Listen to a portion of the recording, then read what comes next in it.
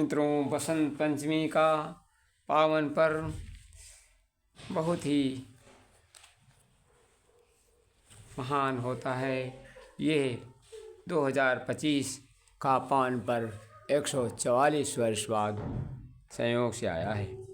मनुष्य के जीवन में अनेक प्रकार के सौभाग्य आते हैं। उन सौभाग्य के लिए आदमी सदा अपने आप को सराहता है। ऐसे सौभाग्य कभी कभी आते हैं, हमेशा नहीं। लेकिन आदमी का सबसे बड़ा सौभाग्य एक है, वह अपने समय को पहचान पाए।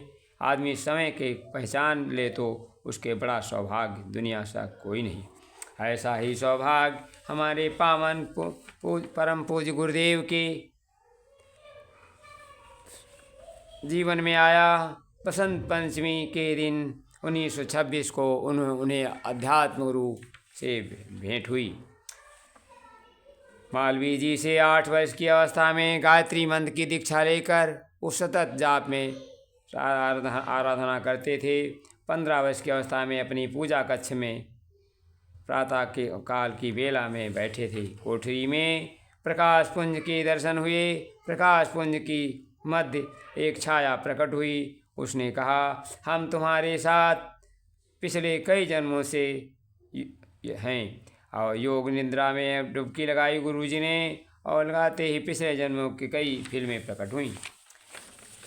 उन्होंने बताया कि इस जन्म में हमें विभिन्न कार्यों का संचालन आपके द्वारा करते हैं, क्योंकि आदमियों को कभी अपनी ज़रूरत होती है और परंतु कभी कभी भगवान को भी आदमियों की ज़रूरत होती है। हमेशा नहीं, कभी कभी मौके को जो पहचान लेते, गिलहरी के तरीके, केवट के तरीके, सबरी के तरीके, ऋषि वानरों के तरीके, उनकी सहायता के लिए चल पड़ते हैं। धन्य है। ऐसे ही पावन गुरुदेव ने हमारे गुरुजी को ढूंढते हुए आए और उनका मार्गदर्शन किया। भक्ति की परीक्षा ऐसे ही होती है। वो समय शानदार होते हैं। इम्तहान रोज़ कहाँ होते हैं। भक्तों का इम्तहान हमेशा नहीं होते, बहुत दिन बाद आते हैं। और ऐसा प्रज्ञावता जो कंधा से कंधा मिलाकर कदम से कदम बढ़ाकर आगे बढ़ते हैं, निश्चय ही सफलता को प्राप्त करते हैं। प्रज्ञावतार से ये मांगा कि हम लोगों को दिमागों में सफाई करें,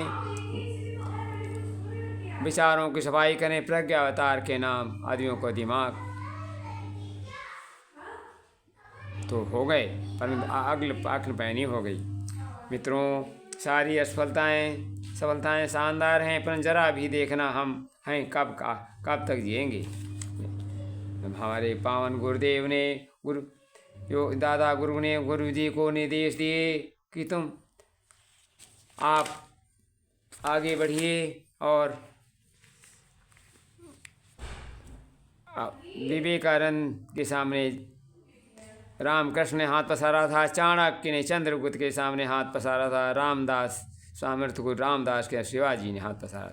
भाग्यवान की हथेली रखने वाला आदमी घाटे का नहीं होता है, और आप भी घाटे के नहीं रहेंगे। समय मांगने के लिए, अपनी क्षमता मांगने के लिए, भगवान मांगने, आपकी भावना मांगने के लिए अगर आप देंगे, विश्वास करें, आप भी सफलता प्राप्त करेंगे।